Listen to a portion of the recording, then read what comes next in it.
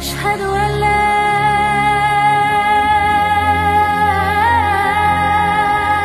إله إلا الله. Menyingkap rahasia di balik alam jin dan dunia perdukunan. Qala Ibnu Abdul Bar rahimahullahu ta'ala, al-jinnu inda ahli al-kalami wal ilmi bil lisani ala maratib. Ibnu Abdul Bar, seorang ulama, mengatakan jin itu menurut istilah ahli kalam dan juga ahli ilmi dengan lisan ada 5 tingkatan. Jin itu ada 5 tingkatan. Fa'idha dzakarul jinna khalisan qalu jinniyun. Pertama, kalau mereka menyebutkan kalimat jin dan tidak ada embel-embel yang lainnya, maka mereka mengatakan disebut dengan jin. Jin yang murni itu disebut jin, nggak ngapa-ngapain dia. Yang kedua, faida aradu annahu mimma yaskunu ma'an nas qalu amir wal jam'u ummah. Tapi kalau jin itu yang selalu tinggal di rumah-rumah kaum muslimin, karena setiap rumah itu ada jinnya. Setiap rumah yang kita huni itu ada jin, jangan salah. Makanya kenapa kalau kita masuk ke kamar mandi kita disuruh berdoa kan? Allahumma inni a'udzubika minal khubthi wal khaba'ith. Karena kamar mandi itu sarangnya jin. Artinya setiap rumah sekarang hampir ada kamar mandi. Ya Allah, aku berlindung kepadamu dari syaitan laki-laki dan syaitan perempuan. Jadi setan jin itu ada yang laki-laki, ada yang perempuan. Jadi yang menghuni kamar mandi itu ada 2, ada yang perempuan, ada yang laki-laki. Jadi kalau yang masuk laki-laki, yang goda jin perempuan. Kalau yang masuk perempuan, yang goda jin laki-laki. Kalau yang masuk LGBT ini, banci-banci kaleng yang masuk, mungkin jin banci kaleng juga lenggot. Artinya bahwa di rumah orang itu ada jinnya. Nah, jin yang tinggal di rumah-rumah bersama manusia itu sebutannya amir atau ummar jamak. Yang ketiga, fa idza kana mimma yu'ridu lisibyan qalu arwah. Jin-jin yang suka ganggu anak-anak. Kadang-kadang bayi nangis saja kan, nggak mau pula dia diberhentiin. Kasih susu pun tak mau, nangis saja satu malam. Itu diganggu arwah. Jin juga, tapi namanya arwah. Makanya kenapa Rasul mengatakan jangan keluarkan anak-anak kalian di waktu maghrib. Karena waktu itu sedang tatala abu syaitan, setan sedang bermain-main, nyari mangsa anak-anak. Waktu maghrib masukkan anak-anak ke rumah, kunci pintu, jendela, tutup semuanya. Karena di situ banyak arwah, jin-jin yang ganggu anak-anak. Itu kesurupan pula anaknya. Kemudian yang nomor 4, fa idza khabutha qalu syaitan. Tapi kalau agak jahat sikit nih jin ini, maka disebut setan. Makanya kalau orang jahat orang bilang, oh dasar setan. Jin juga sama tuh. Dan yang ke-5, fa idza zada amrahu ala dzalik. Tapi kalau jahatnya itu keterlaluan sampai membuat orang syirik, orang kufur gitu ya, maka itu naik dari setan menjadi marid. Disebut marid namanya. Makanya jin-jin yang diikat di bulan Ramadan itu namanya jin marid. Tidak semua jin di bulan Ramadan itu diikat. Jadi maksud hadis Nabi SAW, idza ja'akum Ramadan futihat abwabul jannah wa ghuliqat abwabun niran wa suffidatis syayatin. Apabila datang Ramadan, dibuka pintu surga, ditutup pintu neraka, dan diikat setan.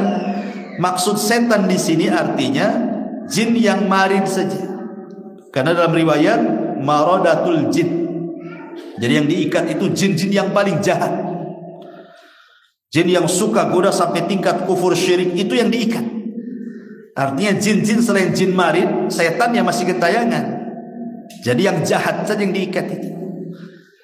Makanya banyak di bulan Ramadan itu yang gak puasa kan. Jangan pula ditanya, Ustaz katanya setan diikat masih juga tak puasa. Ya memang dia setannya. Gitu ya. Yang gak puasa itu setannya. Setan dari kalangan manusia. Karena tidak semua diikat jin itu.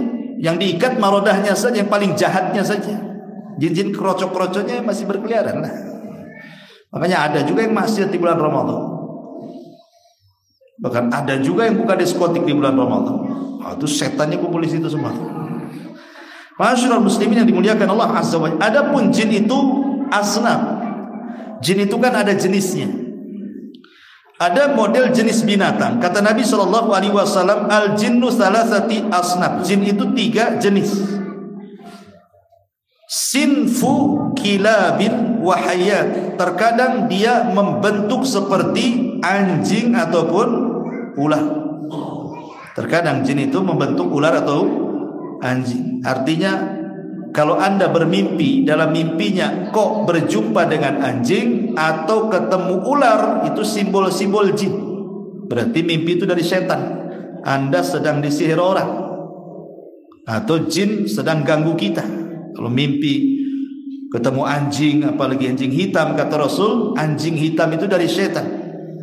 Bukan berarti setiap ketemu anjing hitam dia setan, tidak. Umumnya kalau jin menjelma hewan itu pasti memilih anjing warna hitam, itu maksudnya. Jangan pula punya tetangga hitam, apain setan dipelihara, enggak gitu kan. Terganggu lah nih jiwanya orang sebelah ini. Jadi maksudnya kebanyakan jin kalau tasyakul kepada binatang pasti yang dipilih anjing warna hitam gitu. Bukan semua anjing warna hitam setan gitu, enggak. Karena mereka suka yang hitam-hitam, kucing hitam, gitu ya. Atau ular, dalam mimpi dalam ular nih. Kalau zaman dulu, zaman baheula, zaman saya itu dulu, kalau anak muda mimpi dililit ular, berarti mau kawin itu katanya. Bukan mau kawin, dia sedang diganggu setan. Ular itu simbol daripada jin. Kemudian yang kedua, wasimfun yatirun fil hawa. Ada jin itu bisa terbang, diberikan kemampuan terbang. Makanya ada jin-jin itu yang naik ke langit mencuri dengar, karena mereka bisa terbang. Tetapi ada jin juga wasimfu yahulluna wa yat'anun. Mereka ada yang tinggal di lubang-lubang. Makanya saya pernah baca satu komentar di YouTube itu, kajian saya adalah komentar di bawahnya itu. Cerita dia bahwa saya pernah punya pengalaman katanya. Naik mobil lewat hutan, cerita dia itu. Kemudian pengen kencing. Akhirnya dia langsung masuk ke pinggir hutan itu, ada pohon besar, ada lubang di situ. Main kencing aja di situ katanya. Pulang, maaf ya, kemaluannya sakit, akhirnya kencing nanah. Setelah diruqyah baru sembuh katanya. Boleh jadi ya, bisa saja kisah ini bisa ya, bisa tidak, tapi kan kalaupun terjadi bisa terjadi. Karena dia sembarang kencing kan, masukkan kencing ke lubang. Jangan-jangan lubang itu ada jinnya di situ, terganggu antum kencingi. Antum itu dikencingi apa nggak dipukul yang kencing itu? Jin juga sama lah. Nggak percaya, cobalah. Ya, kencing apa nggak murka kita? Diludahi saja kita marah, apa dikencing ya kurang ajar dia. Ya, ngajak perang dia kan itu ya. Jin juga kurang lebih seperti itu. Maka jangan ganggu kehidupan mereka. Masyaallah muslimin yang dimuliakan Allah Azza wa Jalla. Tapi walaupun demikian, jin-jin yang jahat itu mereka bisa membuat pengaruh kepada manusia, bisa sampai sakit. Contoh Nabi Ayub. Nabi Ayub alaihi salatu wasallam terbaring 18 tahun lamanya. Itu salah satunya gangguan setan, dan itu disebutkan dalam Quran.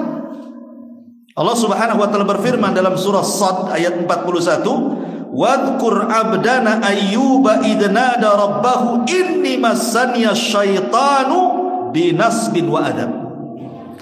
Sebutkan hamba kami Ayub ketika dia menyeru kepada Rabbnya, dia mengatakan aku sudah disentuh setan binusbin wa adab, dengan nusbin dengan penyakit, wa adab dan dengan siksa. Maksud penyakit di sini penyakit badan, dan maksud siksa itu hartanya ludes, anaknya mati. Karena Nabi Ayub itu kan diuji tiga perkara ini. Bayangkan, hari pertama diuji semua kebunnya terbakar, semua ternaknya mati. Di zaman itu ukuran kekayaan kebun sama ternak. Kalau itu habis miskinnya, dimiskinkan Nabi Ayub. Siapa yang buat terbakar? Setan, dibakar setan. Ya. Kemudian yang kedua 12 anaknya, ada yang mengatakan 14 anaknya, semua laki-laki. Itu dibunuh oleh iblis dalam satu rumah. Jadi diundang ke rumah makan-makan, rumahnya dirobohkan, mati semua anaknya. Kemudian yang ketiga dikasih penyakit. Penyakitnya ini kata para ulama benjol-benjol dari atas kepala sampai ke kaki, isinya nanah, darah dan ulat. Dan itu selama 18 tahun dan gatal. Sebutkan begitu dalam sirah itu. Lah ini salah satu penyebabnya adalah diganggu oleh siapa? Syaitan, jin. Artinya jin punya pengaruh juga kan. Ya. Ataupun hadis Nabi SAW yang mengatakan, ma min mauludin yuladu illa nakhasahu syaitanu fayastahillu sarikhan min nakhsati syaitan illa ibna Maryam wa ummah. Setiap bayi yang lahir itu ditusuk lambungnya sama setan. Makanya tidak ada bayi yang lahir kecuali nangis. Tidak ada bayi yang gak nangis, lahir pasti nangis. Kenapa dia nangis? Coba alasannya. Alasannya karena ditusuk lambungnya sama setan. Tapi tidak menyakiti, maksudnya tidak membahayakan tusukan itu. Setan hanya ingin ngasih tahu aku musuhmu. Kemudian ditusuk, kemudian dia nangis. Jadi brojol saja bayi, setan sudah mengatakan kau musuhku, itu maksudnya. Sambil ditusuk. Kecuali 2 bayi yang tidak ditusuk, satu Isa bin Maryam dan yang kedua ibundanya Maryam. Selain itu semua bayi ditusuk. Dan itu permulaan permusuhan antara jin dan manusia. Maksudnya syaitan. Adapun langkah-langkah syaitan sendiri, setan ini punya langkah untuk menyesatkan Bani Adam itu 7 langkah. Ingat 7 langkah. Langkah yang pertama, yang paling tinggi adalah kekufuran dan kesyirikan. Bagaimana orang itu dibuat kufur, dibuat syirik supaya keluar dari Islam. Langkah yang kedua, dibuat orang itu buat bid'ah, menyelisih sunnah Nabi. Langkah yang ketiga, dijatuhkan kepada al-kabair, dosa-dosa besar, zina, khamr, judi, macam-macam, korupsi. Kemudian yang nomor 4, kalau tidak bisa juga lebih rendah lagi, as-saghair, dimasukkan, disuruh untuk melakukan dosa-dosa kecil. Kalau tidak bisa juga, oh ini kuat imannya ini, suruh kufur tak mau, suruh bid'ah tak mau, suruh dosa besar tak mau, suruh dosa kecil tak mau. Maka yang kelima, disibukkan dengan perkara-perkara mubah. Main bola, bulu tangkis, main futsal, itu kan gak ada hukumnya. Disibukkan dengan main-main gitu, akhirnya lupa waktu. Sholatnya telat-telat, sengaja dibuat kayak gitu tuh. Ya. Kalau tidak juga, orang ini tidak bisa ini. Main bola pun tak mau, main futsal pun tak mau, main badminton tak mau, bukan tak mau, tak bisa Ustaz. Kayak tak ikut gitu. Artinya bahwa intinya dia nggak mau. Maka ada lagi yang ke-6, dengan cara apa? Disuruh untuk mengutamakan yang tidak afdol dan ditinggalkannya yang afdol. Bagi laki-laki sholat di masjid itu afdol. Bagi yang berpendapat sunnah muakkad dalam mazhab Syafi'i. Tapi di rumah itu sah-sah saja. Akhirnya dia mengatakan, tidak usahlah di rumah saja, kan sah juga. Padahal di masjid lebih afdol kan. Itu namanya meninggalkan yang afdol, memilih yang tidak afdol. Dibuatnya kayak gitu sama setan, karena sudah tidak bisa tingkatan-tingkatan tadi itu. Dan yang terakhir, kalau sudah tidak sanggup juga, dia rajin ke masjid juga nih orang ini, Maka setan akhirnya bekerja sama dengan setan manusia. Siapa? Dukun-dukun, paranormal, tukang sihir, bekerja sama. Ya, berbisnis dengan manusia, sama-sama menyesatkan. Dibuatnya dukun-dukun suruh praktek. Bilang saja kun, kamu bisa mengobati semua penyakit, kamu bisa meramal semua ramalan, kamu bisa mengabulkan cita-cita manusia. Bilang kayak gitu. Makanya orang datang ke dukun itu, dukun tidak akan pernah ngomong tidak bisa. Semua dukun paling bisa. Bisa Pak dukun? Bisa. Penyakitnya parah? Bisa. Nggak ada bilang nggak bisa. Kalau dokter beda. Oh ini bukan spesialis saya. Ya, kamu penyakit jantung, spesialis jantung. Dukun nggak ada lempar-lempar pasien. Nggak bisa. Sebelah sana ada dukun tuh. Nggak ada. Itu sama merendahkan profesi dia. Makanya dukun semua bisa karena pembohong dukun itu. Dibuatlah dukun-dukun itu bekerja sama. Itu langkah yang ketujuh. Itulah 7 langkah yang dilakukan oleh syaitan. Tetapi ada hal yang penting yang harus dipahami. Setan itu punya senjata 2. Senjata yang paling bahaya setan cuma 2. Pertama, macam mana orang itu disibukkan dengan syahwat dia. Yang kedua, macam mana orang itu dimasukkan ke dalam syubhat dia. Ada syahwat, ada syubhat. Inilah setan dari 2 cara ini. Adapun syahwat, syahwat itu macam-macam. Terutama makanan. Dibuat orang itu makan aja, kenyang, akhirnya malas ibadah. Ya kan? Pokoknya hidupnya di warung aja, tidak keluar dari warung. Itu syahwat itu. Ngobrol di warung, tidak pernah ngobrol di masjid. Ataupun mamanya dalam dunia pekerjaan, dihiasinya pekerjaan itu yang haram seolah-olah halal. Ataupun syubhat. Itu juga salah satu syahwat juga tuh, mengaburkan yang halal, yang haram dan begitu seterusnya. Bedanya kalau syahwat, sengaja syahwat itu supaya rusak akhlaknya. Syubhat supaya rusak keyakinannya. Karena syubhat itu merusak agama. Kalau syahwat merusak akhlak. Dan dua-duanya adalah menyempurnakan manusia. Agama dan akhlak itu harus ada pada seorang manusia. Ma'asyiral muslimin yang dimuliakan Allah Azza wa Jalla. Tetapi yang harus dipahami bahwa ada waktu-waktu yang disebut dengan waktu-waktu setan. Hati-hati dari waktu-waktu setan itu. Setan akan gentayangan mencari mangsanya di 3 waktu yang disebut dengan auqatus syaitan. Waktu-waktu setan. Kapan tuh waktu-waktu setan itu? Yang pertama ba'da isya. Ini sekarang di ba'da isya, ini waktu setan. Sampai kapan? Sampai 1/3 malam. Karena 1/3 malam turun malaikat. Allah juga turun. Setan gak akan keluar, sembunyi dia. Jadi ba'da isya sampai 1/3 malam itu disebut waktu setan. Makanya Rasul mengatakan apa? Makruh tidur setelah maghrib. Kemudian makruh berbincang ngobrol setelah isya. Jadi setelah maghrib jangan tidur, setelah isya jangan ngobrol. Kecuali kalau ngobrolnya satu manfaat untuk akhiratnya seperti ngaji gini, atau manfaat untuk dunianya, entah ngobrol bisnis, berapa, yang penting ada manfaat.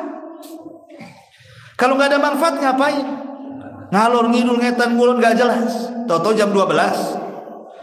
Kalau sudah jam 12 pulang nggak ngantuk tuh. Jam 1 belum ngantuk, dingantukkan itu waktu malaikat. Setan pergi, malaikat turun. Wah, mulai kan? Nah, kalau sudah ngantuk 1/3 malam, udah lolos qiyamul lail, subuh pun bebas. Akan dia subuh lagi. Sengaja setan itu dipermainkan waktu-waktu ba'da isya sampai 1/3 malam kan itu, supaya orang itu ditelatkan tidur. Kalau ditelatkan tidur, akhirnya kemudian tidak sholat malam, tidak subuh akhirnya. Hati-hati waktu setan. Ya, kemarin waktu ada Piala Dunia itu, subhanallah, nobar pula lewat jam 12. Kok banyak kursi, tapi jam 12 tak ada orang. Setelah jam 12 penuh semua. Azan subuh masih nongkrong, bayangkan nobar. sampai komat nggak bergeming. Jadi suara azan itu nggak terdengar, suara bola itu yang ya Allah, bisa khusyuk dia nonton bola, sholat pula tak khusyuk. Kan aneh. Setan di situ pandainya. Ya. Ini harus dipahami bahwa ini waktu-waktu setan. Makanya kenapa waktu pada Isya sampai sepertiga malam itu waktu maksiat luar biasa, yang dugem, yang ke lokalisasi, yang ke lokalisasi, yang ke macam-macam tempat maksiat. Kan malam tuh bukanya, diskotik itu. Malam, kapan lagi? Ya, kalau siang nggak ada yang datang, kerja semua. Malam lah itu ngabisin duit di situ. Makanya kenapa kita berlindung dari malam hari? Qul a'udzu birabbil falaq min syarri ma khalaq wa min syarri ghasiqin idza waqab. Ghasiq itu artinya malam. Waqab itu menutup. Kenapa kita berlindung dari malam ketika menutup? Karena kejahatan di malam hari itu lebih dahsyat dibandingkan di siang hari. Maling itu banyak malam. Ya. Rampok, mencuri itu malam-malam semuanya itu. Jarang, apalagi ada CCTV sekarang kan. Siang-siang jarang ada. Siang-siang itu udah setan nekat tuh kalau siang tuh. Tapi umumnya malam itu kejahatan di mana-mana. Kemudian binatang-binatang berbisa, ular kalajengking, malam-malam semua. Kemudian tukang-tukang sihir, jarang tukang sihir praktek siang hari itu. Prakteknya malam dia. Makanya lihat orang-orang yang dukun-dukun itu. Malam prakteknya. Ngerendam malam hari, bakar kemenyan malam hari, babi ngepet, jaga lilin malam hari. Gak ada jaga lilin siang hari, malam-malam lah kan gitu ya. Karena memang malam itu kekuatan setan meningkat, makanya disuruh berlindung min syarri ghasik. Walaupun ada yang mentafsirkan ghasik di situ artinya bulan purnama. Kita harus berlindung dari bulan purnama. Loh kok bisa kita harus berlindung dari bulan purnama? Emang salah apa dengan bulan purnama? Bukankah bulan purnama itu indah? Oh, wajah wahai istriku seperti bulan katanya. Ya. Maksudnya begini, ma'asyiral muslimin yang dimuliakan Allah Azza wa Jalla. Bulan itu sangat erat pengaruhnya dengan apa? Dengan air laut kan? Anda ini tinggal di pulau dekat laut. Kalau purnama mempengaruhi air laut kan? Pasang kan? Kalau purnama pasang laut. Ketika pasang laut mempengaruhi darah. Ini saling terkait ini. Bulan purnama mempengaruhi, itu dipengaruhi. Makanya pertengahan bulan rata-rata darah manusia itu naik. Ya. Gaji yang lama sudah habis, gaji yang depan belum datang. Apa nggak naik darah tuh? Istri minta belanja pula, naik itu. Pertengahan bulan tuh naik tuh darah tuh. Ya. Asik mau emosi saja. Minta tukang parkir pun dimarah dia. Gaji dah habis minta parkir pula. Artinya begini ikhwan, kenapa kemudian darah itu meningkat di pertengahan bulan? Ya tadi pengaruh bulan dan pengaruh pasang surut air lautan. Makanya ada sunnah di pertengahan bulan itu untuk menekan darah. Apa itu? 1 hijamah. Sunnah hukum berbekam di pertengahan bulan untuk menurunkan darah. Yang kedua, puasa Ayyamul Bid. 4, 13, 15, 14, 15. Dua sunnah ini bisa menekan darah. Orang puasa malas, mau maksiat pun malas. Apa orang puasa? Tidur aja kan. Orang bekam ya kayak orang donor, malas tidur juga. Habis dibekam kan ngantuk biasanya. Kurang tuh. Ya. Makanya ada 2 sunnah itu untuk menekan itu tadi. Kan setan masuk dari jalan darah orang, disedot sama keluarlah setannya nanti lewat darah tuh. Tuh tengok tuh, hitam kali, jangan jadi setannya. Ma'asyiral muslimin yang dimuliakan, intinya bahwa ini waktu setan yang pertama ba'da Isya sampai sepertiga malam. Kalau enggak ada kegiatan tidur saja. Makanya di zaman Rasul itu jarang sahabat Rasul itu yang mereka berbual setelah Isya jarang. Kalau nggak ada kepentingan tidur, mereka bangunnya sepertiga malam, keluar Al-Quran dari rumah-rumah para sahabat seperti tawon yang sedang mengiak. Jadi Rasul itu kalau keluar sepertiga malam, semua ayat-ayat Quran keluar dari rumah-rumah para sahabat. Sampai suatu malam dia takjub dengan satu suara yang sangat indah dari satu rumah. Rasul pun tertekun di suara siapa indah kali. Kemudian di waktu subuh rupanya suara siapa? Abi Musa al-Ash'ari radhiyallahu anhu. Gagal fokus ini. Tolong diamankan aja dulu. Ya. Jadi intinya bahwa besoknya Rasul memanggil, "Ya Aba Musa, semalam aku berada di samping rumahmu. Aku mendengar suaramu indah sekali." Kata Abu Musa al-Ash'ari, "Rasul, kalau aku tahu kau berada di samping rumahku, aku baguskan lagi suaraku," katanya. Enggak tahu saja katanya. Artinya sahabat itu ramenya itu sepertiga malam. Kalau sekarang kan terbalik, sepertiga malam sunyi, jangkrik aja keluar. Ramenya pada isya kan, di mana-mana kan itu ya. Itulah bedanya kita dengan kehidupan sahabat. Memang beda aja. Ini satu. Yang kedua, di antara waktu setan itu tadi saya sudah sebutkan, menjelang maghrib itu waktu setan. Makanya Nabi SAW sangat menekan jangan sampai mengeluarkan anak-anak di waktu maghrib. Masukkan. Kalaupun nanti mau dikeluarkan nanti setelah maghrib, bolehlah keluar. Tapi menjelang maghrib masukkan. Setan lagi gentayangan di mana-mana. Itu waktu setan. Kemudian siang, kubail duhur, sebelum duhur, kira-kira jam 11 gitu ya. Sebelum duhur, itu waktu setan. Makanya kenapa kita disuruh menyelisih setan di waktu ini dengan cara apa? Tidur. Kata Rasul, "Kilu fa inna syaitana la yakid." Tidurlah siang karena setan tidak pernah tidur siang. Sebagian ulama khilaf maksudnya kilu kailula di sini jam berapa? Pendapat yang roja yang mengatakan satu pendapat mengatakan setelah duhur, pendapat yang lain dan itu yang kuat wallahu alam adalah sebelum duhur. Ya kira-kira 1 jam sebelum duhur itu disebut kailula. Maksudnya bukan tidur kayak tidur di malam hari ngorok pakai bantal, tidak. Maksudnya merebahkan diri entah dengan cara umpamanya saya di kursi begini ya, umpamanya merebahkan seperti ini. Gitu ya, 10 menit atau ke meja seperti ini 10 menit jadilah. Bahkan dokter di Amerika itu menurut pakar kesehatan di barat, orang yang biasa merebahkan 10-15 menit sebelum duhur maka jarang terkena stroke. Jarang terkena stroke. Itu yang ngomong dokter barat. Kalau kita tidak perlu barat-barat, kata Rasul tidur sehat selesai. Gitu ya. Kita emang sami'na wa ata'na sajalah. Ya. Taib, ini 3 waktu. Setan datang di sini. Kemudian juga ada waktu-waktu yang setan masuk dalam waktu-waktu tertentu ketika manusia satu dalam kondisi marah. Setan datang. Kalau ada orang lagi marah, setan masuk di situ. Makanya orang marah itu tidak ada gantengnya, ngaca. Jadi setan tuh mukanya.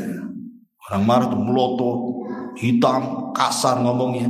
Karena setan ikut campur di situ. Makanya Rasulullah SAW mengatakan apa? Kalau engkau marah berdiri, duduk. Masih marah juga duduk, baring. Masih marah juga baring, wudu. Masih marah juga wudu, sholat.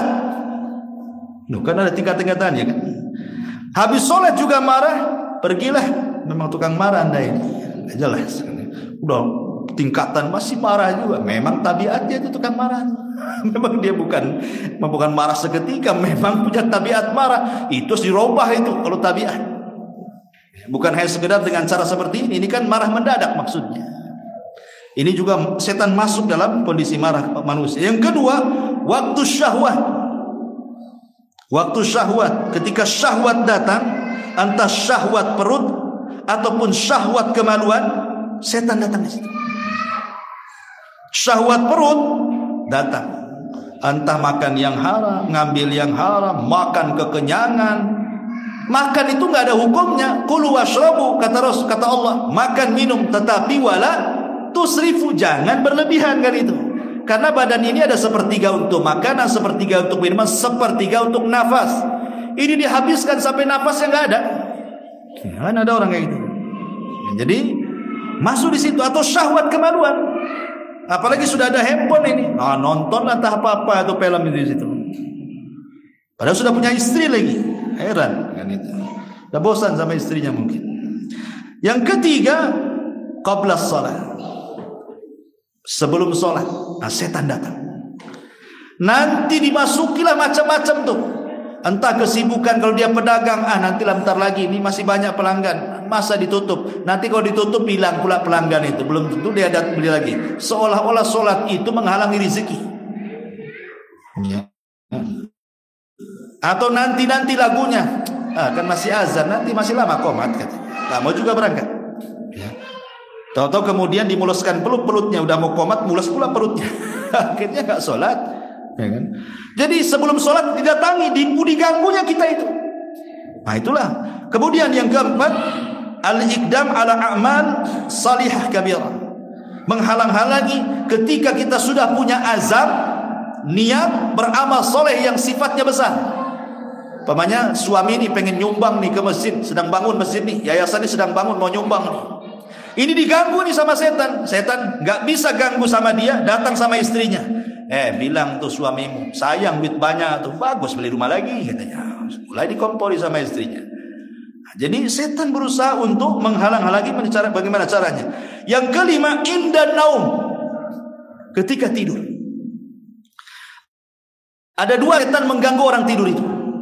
Pertama, Nabi SAW mengatakan dalam sebuah hadis, kata Nabi SAW, yaqidu syaitan ala qafiyati ra'si ahadikum idza huwa nam thalatha uqadin yadribu kulla uqdati makana alayka laylun tawilun farqud fa idza istayqadha wa dzakara Allah in halat uqdatan fa in tawadda in halat uqdatun fa idza tawadda in halat uqdatun fa in shalla in halat uqdatu kulluha fa asbaha nasyita thayyiba nafsi wa illa asbaha khabitha nafsi kaslan. Kata Rasul, pertama setan itu datang kalau antum baru saja tidur, lama susah tidur, blek tidur, disitulah setan datang.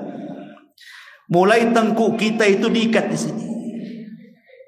Di sini ada perbedaan definisi otak menurut Barat dan menurut Quran. Barat mengatakan otak manusia itu dua, otak kiri, otak kanan. Ini Barat.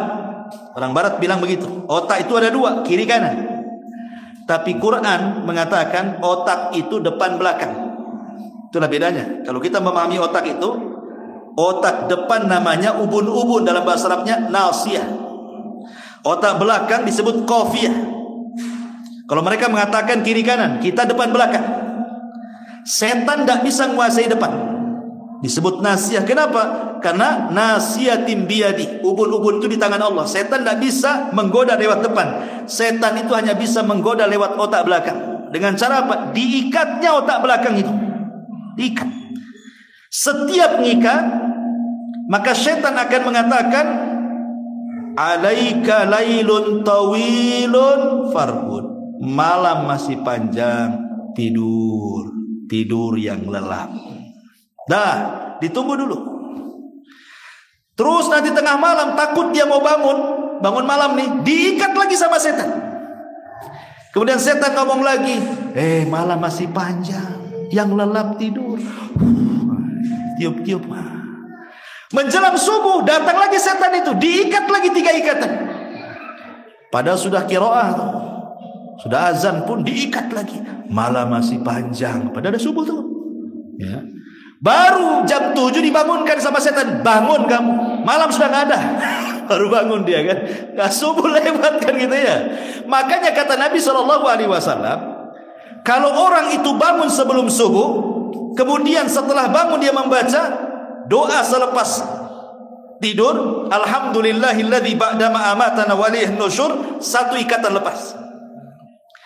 Kalau dia setelah itu bangkit ambil air berwudu, 2 ikatan lepas. Kalau dia sholat subuh, hilang 3-3-nya. Ketika 3 ikatan hilang, paginya dia semangat kerja dan akan diberkahi. 1 hari itu tidak ada masalah hidupnya. Kenapa? Karena nggak ada setan ikatan di sini.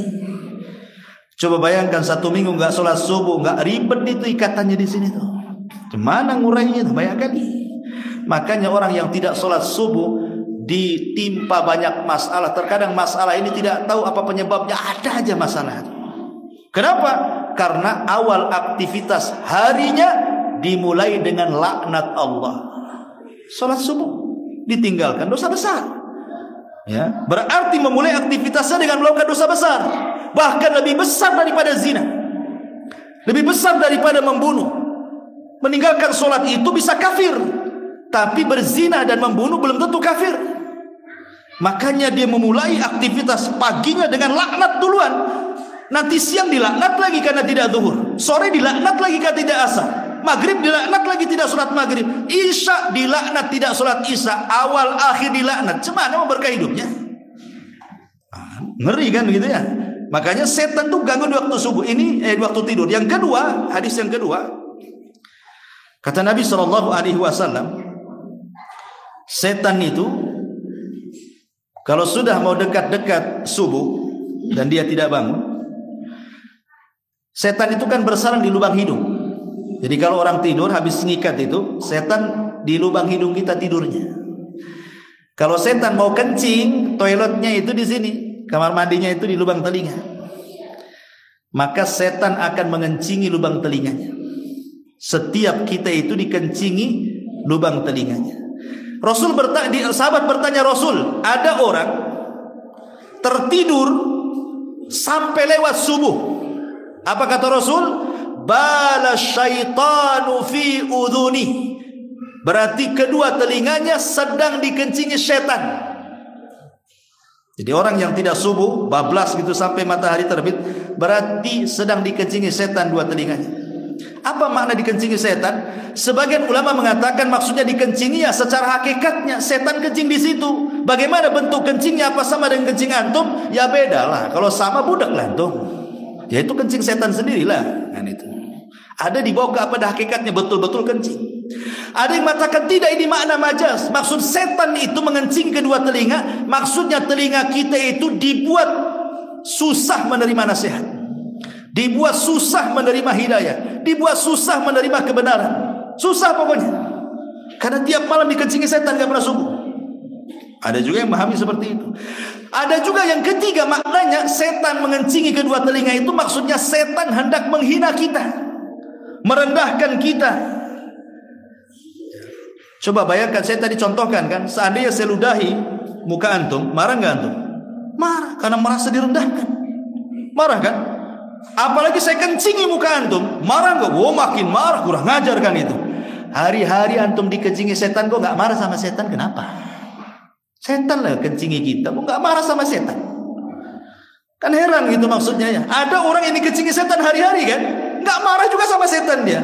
Berarti memang dia kawannya setan lah kan itu. Kalau kawan ya sudahlah, namanya kawan kan itu ya. Nah, kalau manusia walaupun kawan udah kurang ngajar ya, tetap aja marah. Kenapa sama setan kok nggak gitu kan? Ya karena nggak nampak, itulah masalahnya. Karena nggak yakin gitu ya. Nah itulah waktu-waktu di mana setan itu akan mengganggu kita. Adapun hubung kait dengan dunia perdukunan sedikit.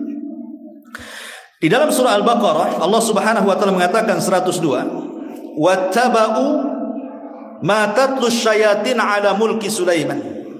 Wa ma kafara Sulaimanu walakinna asyayatina kafaru yu'allimuna an-nasa as-sihra wa ma unzila 'alal malakaini bi Babila Harut wa Marut."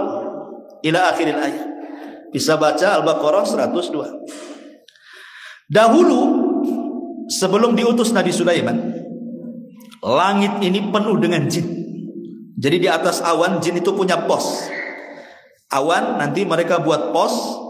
Dari pos itulah mereka kemudian saling memanjat satu dengan yang lainnya. Rasul mengistilahkan begini ya, seperti orang panjat pinang dari atas awan itu sampai ke langit pertama. Jin yang paling atas di langit pertama itu mereka mendengarkan kira-kira apa yang akan diperintahkan Allah lewat malaikat Jibril yang disampaikan kepada malaikat di langit pertama. Tugas apa? Apa membuat tsunami, membuat gempa, menghidupkan ini, mematikan ini. Kan itu tugasnya malaikat semua. Jadi jin mendengar kira-kira apa. Kalau dapat satu kalimat dicuri tuh, disampaikan kepada jin yang di bawahnya. Jin yang di bawahnya disampaikan kepada jin yang bawah. Sampai jin yang ada di awan tuh. Itu berapa jin tuh sampai ke atas. Tapi setiap jin yang menyampaikan ditambah-tambah kata-katanya, ditambah-tambah kata-katanya, ditambah sampai ke bawah itu yang tadinya satu kalimat bisa ribuan kalimat tuh. Jangankan gitu, kita jejerkan dari sini ke pasar sana, 200 orang, saya bisik-bisik, jangan ke pasar. Jangan-jangan sampai di sana, yuk kita ke pasar. Kan bisa saja kan begitu ya. Itu manusia yang dijajarkannya seperti itu tuh. Sementara jin ini sengaja membuat kedustaan. Nanti nih kalimat-kalimat yang banyak pada jin yang di awan itu, mulai jin yang di awan turun ke bumi, cari dukun-dukun paranormal. Saya punya kabar bagus ini. Kau bisa meramal, nanti tanggal 15 Ramadan akan ada dukhon, akan ada kiamat nih umpamanya. Akhirnya diramal. Padahal tidak semua ramalan itu benar.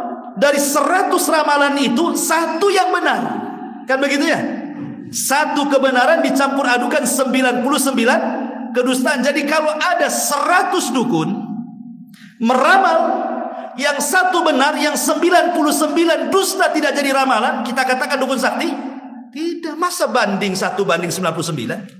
Pamannya si A jadi dukun, dia meramal 100 ramalan, yang benar satu, yang 99 dusta kita katakan sakti. Tidak, kita katakan kebetulan itu namanya. Kecuali 99 benar, satu pula tak benar. Oh, itu sakti namanya. Namanya 1 banding 99. Mana akalnya dikatakan dukun sakti? Cuman setan ini luar biasa. Mereka punya netizen. Apa netizen? Ya. Jadi kalau yang satu benar, wah langsung diviralkan. Yang 99 itu kan diviralkan. Ya seolah-olah benar dia. Nah, gitu maksudnya. Ya.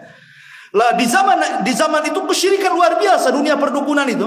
Makanya diutuslah Nabi Sulaiman alaihi salatu wasalam untuk memberantas kesyirikan perdukunan di zaman itu. Sulaiman itu punya menteri namanya Asif ibn Barkhiyah. Asif ibn Barkhiyah itu menterinya Sulaiman. Yang tukang catat-catat apa yang diperintahkan Sulaiman itu Asif ibn Barkhiyah. Jadi Sulaiman memerintahkan Asif ibn Barkhiyah untuk menekan dunia perdukunan. Jangan ada lagi dukun bermain. Ambil kitab-kitab sihirnya, ancam mereka. Kalau tidak berhenti dari perdukunan, bunuh.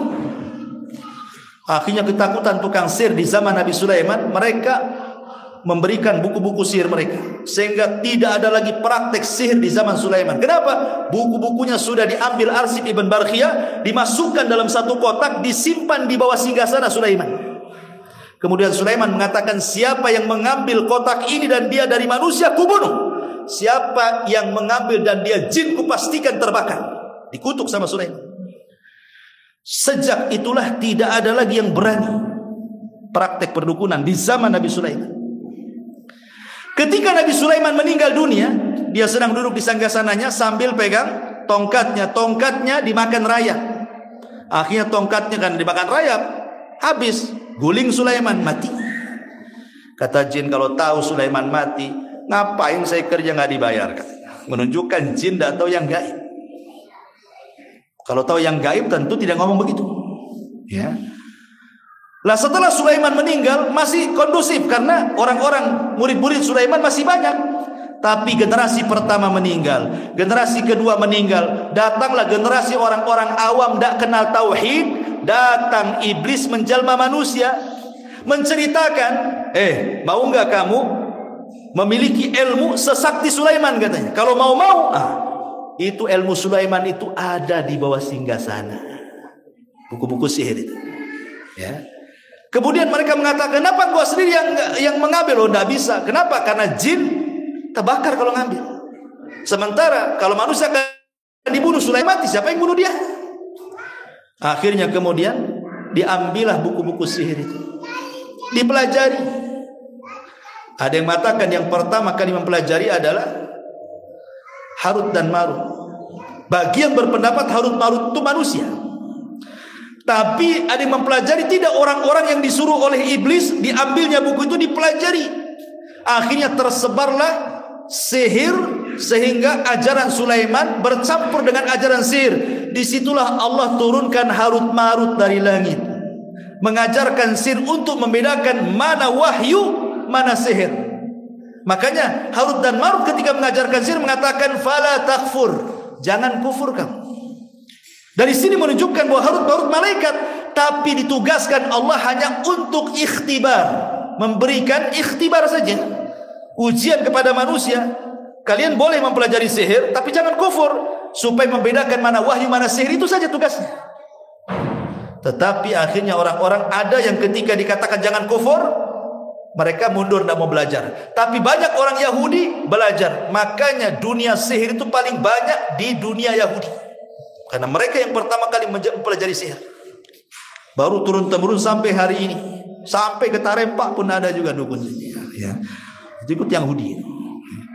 Nah, itulah kerjasamanya sihir itu dengan siapa? Dengan jin. Dengan siapa lagi? Makanya sihir itu dari 3 jalan.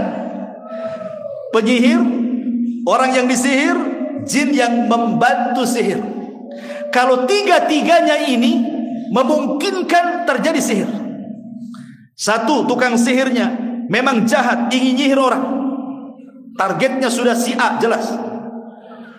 Kemudian yang disihir pula ibadahnya kurang, jarang ke masjid, jarang zikir, nggak pernah ibadah, kerjanya ngelamun, mungkin orang jahat. Kemudian didukung oleh jinnya yang hendak menyihir dia karena pelayanannya bagus. Dukun makin kufur, makin mau jin nolong. Di sini terjadi sihir. Sudah tidak dilakukan lagi, orang itu pasti tersihir. Tapi kalau 3-tiganya tidak terwujud, umpamanya dukunnya main-main saja, ya. Atau mungkin jinnya malas bantu karena sesajennya kurang, atau yang disihirnya itu ahli ibadah. Seperti ada seorang syekh bercerita. Jadi ada di zaman itu, kata di zaman syekh ini bercerita, ada wanita yang akan disihir. Akhirnya orang ini datang ke dukun. Dukun nggak bisa nyihir. Akhirnya dikasih referensi, ada guru saya yang ngajar saya sihir, itu lebih sakti lagi, datang ke gurunya. Disihir lagi nggak mempan lagi, gurunya ngasih lagi, gurunya lagi. Bayangkan, ini wanita ini hebat, nggak bisa disihir. Padahal guru yang ketiga ada suhunya tuh, dia mengatakan, aku angkat tangan, aku kembalikan uang. Aku sudah ngerahkan jin marid, tidak bisa juga tembus, katanya nyihir dia. Jadi ditanya kenapa dia tidak tembus, alasannya karena wanita itu setiap malam baca Al-Baqarah. Karena wanita itu setiap malam baca surah Al-Baqarah, sehingga tidak bisa ditembus. Artinya walaupun jinnya semangat bantu, tukang sihirnya semangat nyihir, tapi kalau yang disihirnya ahli ibadah, terkadang bisa terjadi, terkadang bisa tidak terjadi. Tapi kalau 3-tiganya memungkinkan, pasti sihir terjadi di situ. Makanya penting seseorang itu menjaga diri dari sihir. Seperti apa? Makan kurma Madinah. Kalau anda umroh haji atau datang ke orang umroh itu, pesan belikan kurma Madinah yang disebut dengan ajwa. Pokoknya semua kurma yang dijual di Madinah dan tumbuh di Madinah itu disebut ajwa. Makan di 7 butir pagi, maka akan terlindung dari sihir sampai sore hari. 2, baca ayat kursi. Malam-malam sebelum tidur baca ayat kursi. Karena orang baca ayat kursi akan dilindungi setan sampai pagi. Menurut setan sendiri yang ngomong sama Abu Hurairah. Ya, setan sendiri yang, kalau kau baca kata setan, setan gak dekat-dekat, berarti jelas ini karena setan sendiri yang ngomong. Ya, ayat kursi. Ya. Kemudian yang ketiga, zikir pagi petang. Namanya ada zikir pagi petang itu. Baca zikir pagi petang. Kemudian membaca muawwidhataini. Kemudian kalau keluar rumah jangan lupa baca bismillahi tawakkaltu 'ala Allah, kata Rasul. Siapa yang membaca bismillahi tawakkaltu 'ala Allah, wa qad kufita wa hudita wa wukita, orang ini akan dicukupkan, diberikan dan dijaga dari setan. Jadi kalau dia keluar rumah baca bismillahi tawakkaltu 'ala Allah, maka dipastikan terjaga sampai dia balik ke rumah. Ya, itu jangan lupa doa-doanya. Kemudian juga kalau kita lewat di sebuah tempat malam-malam menakutkan, baca juga doa a'udzu bikalimatillahi tammati min syarri ma khalaq. Kata Rasul, lam yadurrahu syai'un, tidak akan madaratkan sedikit pun bagi dia. Baca doa seperti ini. Atau baca basmalah saja, bismillah. Ya, kalau tidak hafal a'udzu bikalimatillahi tammati min syarri ma khalaq, atau baca ayat kursi saja lah kan gitu. Yang sudah jelas-jelas ayat kursi. Gak usah baca Baqarah karena saya gak yakin antum hafal. Ya. Yang pendek-pendek saja ayat kursi, atau muawwidhataini qul a'udzu birabbil falaq atau qul a'udzu birabbin nas. Kan enak tuh. Kalau al-falaq an-nas 3 kul pasti hafal, enggak mungkin lah. Qul huwallahu qul a'udzu bil falaq. Masa enggak hafal kan? Nah, kalau enggak bisa apa-apa itu yang dibaca. Nah, jadi kemudian bentengi, kita harus rajin sholat, rajin zikir, rajin ini, insya Allah. Kalau memang dibentengi perkara itu, maka kita akan terhindar dari sihir. Wallahu a'lam. Baik, sampai di sini saja. Kita ada tanya jawab sini. Assalamualaikum, izin bertanya Ustaz. Naam. Beberapa minggu yang lalu anak diruqyah. Ternyata ada jin nasab di anak. Ana sudah bertanya dengan ibu ana apakah menyimpan jimat dan lain-lain, dan beliau bilang tidak ada.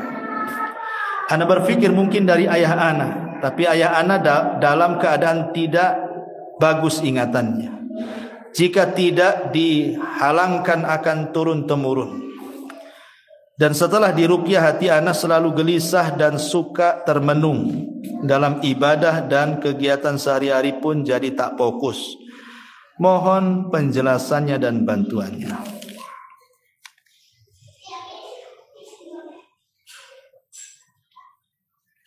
Taib, ini yang sesuai dengan tema. Jin nasab memang ada, jin keturunan. Jadi kalau dia bapaknya dukun, maka kalau bapaknya mati itu jin-jinnya itu akan berusaha mengkader anak-anaknya. Ada, ya, memang seperti itu. Tetapi ingat bahwa jin itu dia tidak akan berkuasa apapun. Maksudnya secara langsung orang itu buat maksiat enggak. Maksudnya begini, kayak saya dengan antum mau mabuk, ayo langsung ditarik tangannya, yuk kita minum, ini tuaknya. Enggak bisa kayak gitu. Setan itu kalau menyesatkan paling tinggi tadi ngasih was-was ataupun ngasih gangguan, mengganggu kita sehingga tidak fokus, tidak ini, tidak itu, seperti yang bertanya ini. Ya. Tapi ingat bahwa Islam itu sudah saya jelaskan, ada solusi dari itu. Seperti tadi, baca Quran, ruqyah diri sendiri. Terus seperti itu. Dan harus yakin dan tidak boleh gelisah. Apa yang membuat gelisah? Lupakan saja. Makanya kan Rasul mengatakan baca basmalah wala tubali, jangan pedulikan. Jangan dipikirkan terus nanti stres. Anggap gak ada apa-apa. Kalau dipikirkan, jangan ini jin. Nah, repot nanti. Gak usah dipikirkan. Kayak gak ada apa-apa. Yang penting kita ibadah saja lah. Doa, zikir pagi petang, baca ayat kursi, baca muawwidhatah ini. Kalau ada kurma, kalau ada di Zam-Zam, atau ruqyah diri sendiri setiap minum nih, umpamanya ini minum, doa antum baca surah Fatihah, habis itu ditiup-tiup minum sendiri. Nah, ini ruqyah juga. Gak usah suruh orang. Tolong bacakan Fatihah. Lalu kita bisa baca Fatihah, kenapa suruh orang? Karena harus ditiup. Seperti kalau tukang sihir itu kan ada namanya nafasat. Nafasat itu maksudnya tiupan sambil mengeluarkan ludah sedikit. Itu nafasat namanya. Kalau nafkhun tiupan saja, nggak ada ludahnya. Kalau taflun itu meludah, tidak ada tiupannya. Nah, itu bahasa Arab begitu. Jadi ada nafkhun, ada nafsun, ada taflun. Nafkhun angin saja, nafsun angin sama ludah. Kalau taflun meludah saja. Nah, ketika orang itu berqomat kamit, dia harus menyatukan antara tiupan dan ludah. Nah, itu maksudnya. Jadi ada sedikit ludah masuk. Ya. Nah, kalau suruh orang habis makan jengkol, makan apa, masuk semua nanti. Ya kan. Jadi kalau bisa meruqyah sendiri, kenapa? Ruqyah sendiri, bismillah. Ya. Jadi sebenarnya nggak usah dipikirkan, ini terlalu menghayal. Jangan terlampau menghayal tinggi kali ini, jangan jin. Dari mana antum tahu itu kan jin? Memang jin tugasnya, walaupun ada jin nasab, memang tugasnya ganggu. Tugas jin itu ganggu. Dalam diri setiap orang itu ada jin, namanya qarin. Semua kita ini ada qarinnya. Makanya saya pernah waktu di Yaman, waktu masih kuliah di Yaman, saya bertanya kepada Syekh Adnan, guru saya. Waktu itu saya sedang belajar kitab Tauhid pakai Syarh Fathul Majid. Jadi di sela-sela kajian itu saya bertanya, Syekh, saya di kampung saya, maksudnya di Majalengka sana, ada orang mati. Yang mati ini preman. Matinya karena minum arak oplosan. Di zaman saya dulu masih kecil gitu ya. Jadi ada preman kampung lu paling jago di kampung itu. Mati gara-gara lomba minuman keras. Gimana nggak mati coba? Zaman dulu minuman itu mereknya cap janggut di botol tuh. Ya, anggur cap janggut itu. Ya. Itu minumannya orang dulu tuh. Ya. Karena itu kurang kuat, dicampur spiritus. Tahu spiritus? Untuk patroma tuh, lampu patroma. Nah, jadi dicampur spiritus, rupanya kurang kuat juga, dikasih pil BK.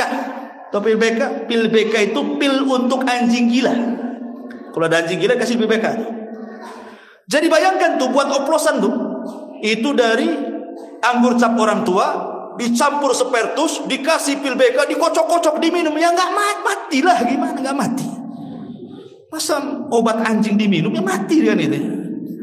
Masalahnya nih, yang mati ini ketua premannya, ketua gengnya mati. Subhanallah. 1 minggu setelah kematiannya ini, zaman dulu kan, zaman bahula, sepi desa saya, nggak ada keluar. Preman-premannya takut sama hantu. Preman takut hantu. 1 minggu gak keluar. Kemudian setelah 1 minggu mulailah ramai lagi. Kemudian banyaklah cerita-cerita. Itu si ketua preman yang mati itu saya kemarin lihat dia sedang duduk di jembatan. Si manis jembatan Ancol. Duduk situ. Ya. Yang lain mengatakan saya ketemu macam-macam. Jadi saya tanya sama Syekh ini. Ya Syekh, mungkin tidak? Saya tanya begitu. Hal yumkin, apakah mungkin orang yang sudah mati itu bisa hidup kembali menakut-takuti? Itu pertanyaan saya kepada Syekh Adnan waktu itu. Jawaban Syekh Adnan mengatakan bukan itu. Itu bukan orang yang sudah mati. Kalau sudah mati tidak mungkin lagi hidup lagi. Lalu siapa itu yang menyerupai persis seperti dia tuh? Bisa duduk di jembatan, bisa duduk di pos kamling, bisa nakut-nakuti di jalan. Itu jin korin. Karena jin korin itu jin yang ada pada badan kita, sehingga dia paling tahu watak kita, paling tahu wajah kita. Jadi kalau dia tasyakul berada rupa dengan kita itu, maka mirip karena dia memang dengan kita. Kalau jin yang lain menyerupai kita belum tentu bisa. Tapi jin korin bisa dia. Makanya seolah-olah dia hidup lagi, padahal itu jin korin itu. Setiap manusia itu ada jin korin. Itu yang ngembus-ngembuskan, jangan ngaji, jangan sholat, jangan zikir, jangan puasa, jangan ini. Itulah jin korin. Setiap orang itu ada jinnya. Ya, jadi saya sarankan tidak usah banyak berpikir orang seperti ini. Jangan terpikir janjin terus. Tidak usah. Cukup kita ini baca dikit. Ya. Karena stres nanti kalau kepikiran terus. Ngapain hidup kok untuk mikirin jin saja? Bagus mikirin wah, jelas untungnya. Ya. Taib. Afwan Ustaz, bagaimana membedakan antara bisikan rayuan, bisikan strip, rayuan setan, dan kata-kata hati? Semua sama ini bahasanya, 3 bahasa saja.